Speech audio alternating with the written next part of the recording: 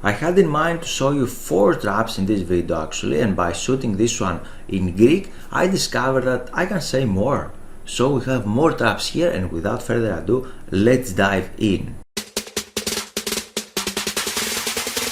White can start the game with this move b3, and this is Ben Larsen opening. The idea is to develop just the bishop and strike in the center, counter attack the enemy center. We have e5, very nice move, and after this the pawn is under attack, so we have to protect this one. So white is playing usually e3, and here we have d5. White continued the game with this pin actually, and I used to play this system with the white pieces, the b3 system, and this crazy how many times black is losing this one, this pawn on e5, because this knight is pinned actually. So here we have bishop on d6 protecting this one, and usually white here would like to do something, and he's playing f4. This is a very aggressive system. Continue attacking on e5, and here black cannot just capture the pawn because the pawn on d7 is hanging and the rook on h8, so he cannot do that. And usually while black is playing this move f6, already setting a deadly trap on white. If you have little tactical vision here, you can imagine that this pawn on e5 is little weak, right? Because we can take the knight actually, we can take with the pawn, after that we can take with the bishop, for example, takes with the bishop takes, and finally we have this deadly check on h5, attacking the king and the piece on e5. This is white's idea, and for that reason here white could start the game with f takes e5, let's say, and after this he can grab it. Knight cannot take this one because it's pinned, and here he already fell into the trap actually, because it's very often very common to forget this check. Black has this deadly check. Actually one Greek player played here, Alexandros, if I'm not mistaken, on Cyprus 1992, and here after g3 we have this powerful move, queen to e4, attacking the bishop, attacking the rook in the corner, and he's winning. This is not an amateur trap actually, because I'm going to show you how top grandmasters fell into the trap with white pieces. And now he just captured here, takes, and he takes on g7. Now in the next game we are going to see this one, but during this game he played this move bishop to g4. I'm not really a fan about this. Better was to capture the rook, but in any case he just developed here, and now we have queen to g6, and he's threatening the queen, he's threatening the bishop, and he just captured this one, captured the queen, and white has a more material. White lost material here, and black is completely winning. Nothing more to see on this game. So black won after some moves here, and now let's see another very famous player. With white pieces we have Hikaru Nakamura. Yes, Hikaru himself fell into that trap, and he just captured, he didn't capture on g7 as we've seen previously, but he just captured the bishop. And now we have bishop g4 seen previously in the previous game, but we have queen takes h1, and after this check king d7, and black's king is safe here, and we just capture a piece. We're threatening the knight, we're threatening on d6, and black is winning. So we have this move, queen takes, king here, he gave it another check, and after this now his opponent in title Tuesday, he played queen to e4, a big mistake actually. Black lost the game at the end. This is one of the games that black lost here. The position is approximately equal, but he just played this error. The best move here is to play knight to e7. You can see the king is very safe, and the next move is something like that, or bishop a6, and he can create a lot of troubles against the enemy king, so he can lose the game. Now I have another name for you, another big name. We have the same opening again, and with white pieces we have Peter High-Nielsen, a very strong grandmaster, close to 2700s, and he is the main trainer of Carlsen, Magnus Carlsen, the world chess champion. So this is a very serious guy, and he just fell into that trap. And now after this check, this deadly check, as you can see, he played this one, queen e4.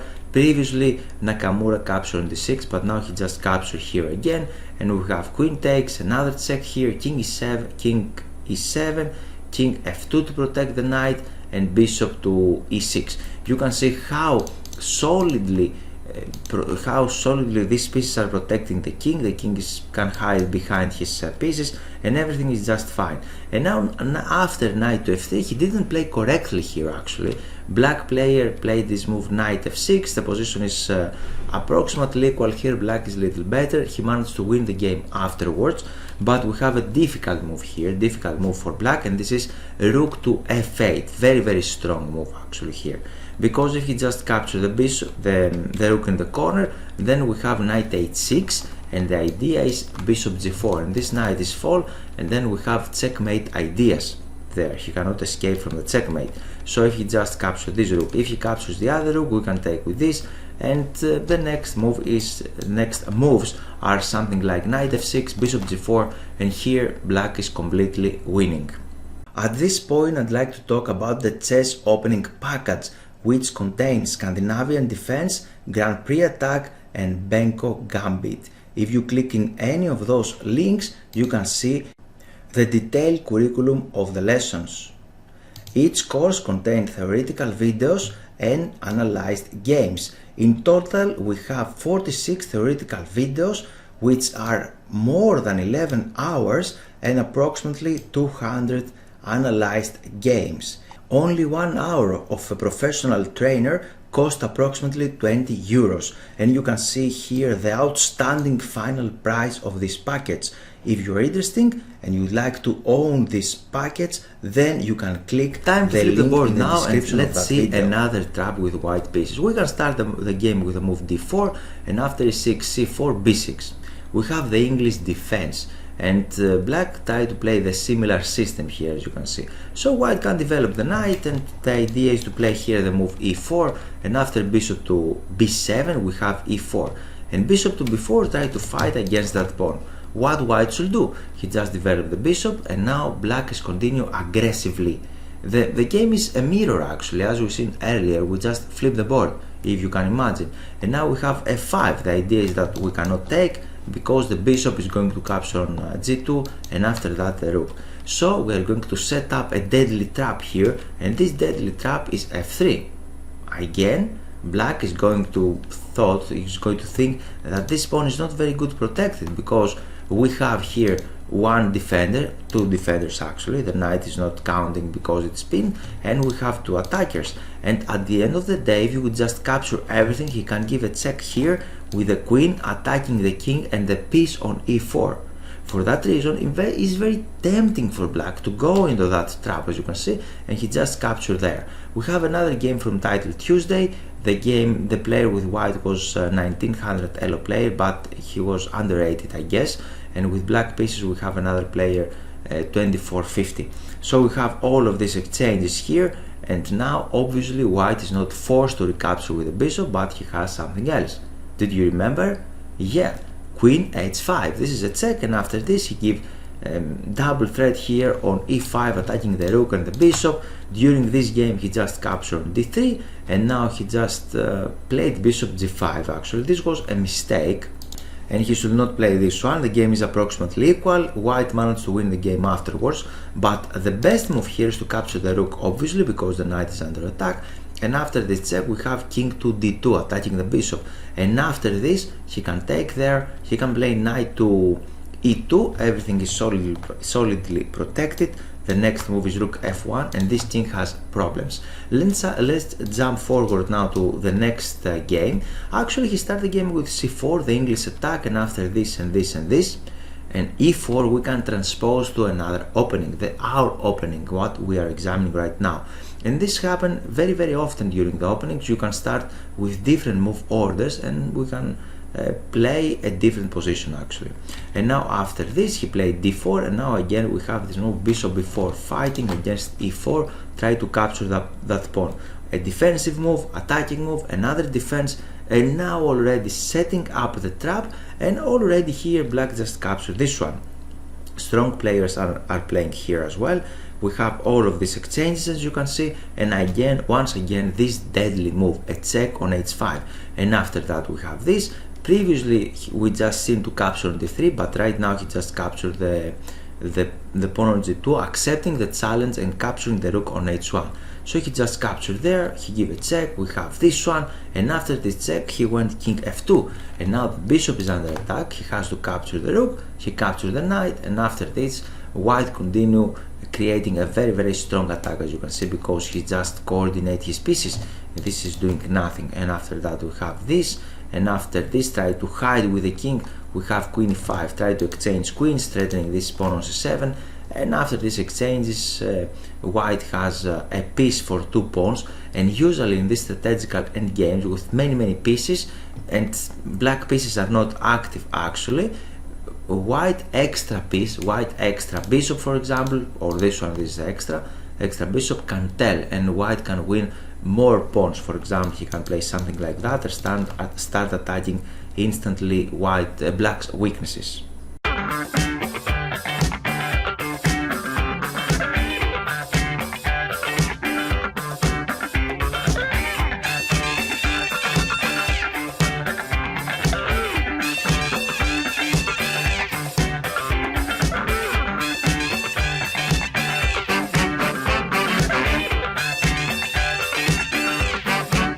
Let's see another trap right now, because I just remember this one. I'm playing Caro-Kann defense and I'm very good on Caro-Kann. I just put a lot of efforts this year and I know this by heart. If you like to improve yourself and learn this opening by heart, then you can ask for some private lessons. And here's the Caro-Kann. We can play d4, d5, and here we have the fantasy variation, not the most popular one, but he can play like this. And here black should capture on e4, he can recapture, and now we have a very strong move, and this is e5. Actually, if he just capture here instantly, we can take that pawn with little maneuver. We have this check, for example, one of the moves, we have more, and we can capture then with a queen. So white player usually here play this move knight f3. I used to play a lot of games on Lichess or on Chess.com, and many players with white pieces play this move. I was out for coffee and chess analysis with one friend of mine. He's more than 2000 rating player, and usually here he don't know what to do exactly. He just capture on d4, he's doing these things, and after that he has some difficulties, because here his opponent can play this move, he has to play something like that, he has worse endgame actually, and after many moves maybe he is going to achieve a draw, but this is a wrong way to go, and it's very difficult to play like this. And here I have a very nice move for you, a nice trap, and this is bishop to e6, very strong move. You should add this one on your repertoire, because you are stopping this bishop to c4. And here we are playing this for tactical reasons. It seems that black can capture the pawn. It looks like that he can capture the pawn, but actually he cannot capture this one, because we have the deadly check on h4. And after the obvious g3, let's say, we can take on e4, and again we're threatening the king and the rook, so we can win the game.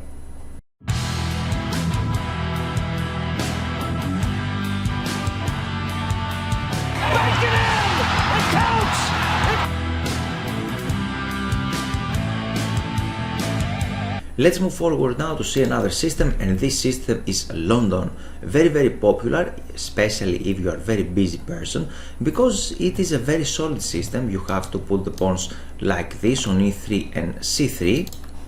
After that you can develop the knight, the bishop on d3, and then you are going to see you can castle short side, you can play in the center of the board, you can develop the knight, you have many options, but it's a very solid system.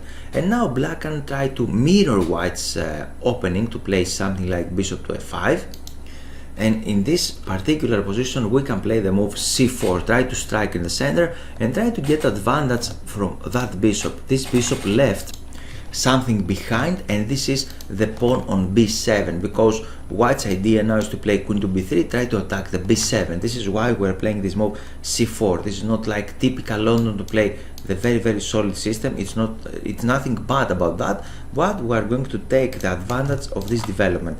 And here black can capture here on c4, and we have the move e3, because we are threatening now to take this pawn with the bishop, and after that we can play queen to b3, and suddenly we can see that we are going to attack on f7 and b7 in the same time. Here Black may thought to play the move b5, try to protect this one, and here he already fell into the trap because we have queen to f3. Attacking the rook in the corner, he can play something like bishop to d7, and now we have a light out of the blue. And this is bishop takes to c7, attacking the queen. If he just captures here, we can take the rook. If he goes on c8, then we can capture the bishop, so he is forced to capture there. We can take the pawn on b5, we are going to take this one, and we are going to win the game. For that reason, I just saw this example actually, and I had in mind something else here. And the next trap that I'd like to show you is this one.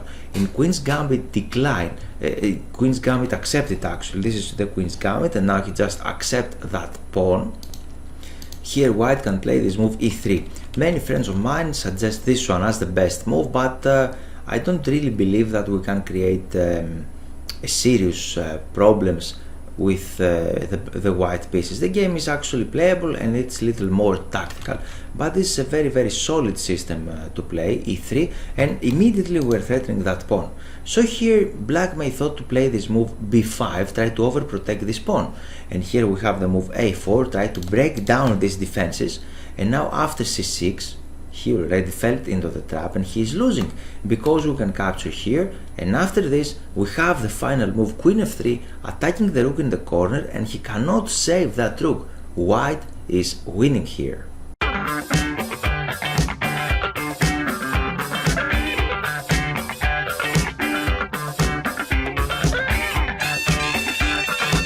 And now I'm going to show you the last trap actually. After the move d4, we can play the move c5, try to play something like Benoni. And if White just captures that pawn, this is not good because he cannot protect that pawn solidly. We can play e6, as you can see, try to attack this one, and after b5, because we have similar ideas, we are going to capture here, play queen to b6, try to attack there and put little more pressure on b2.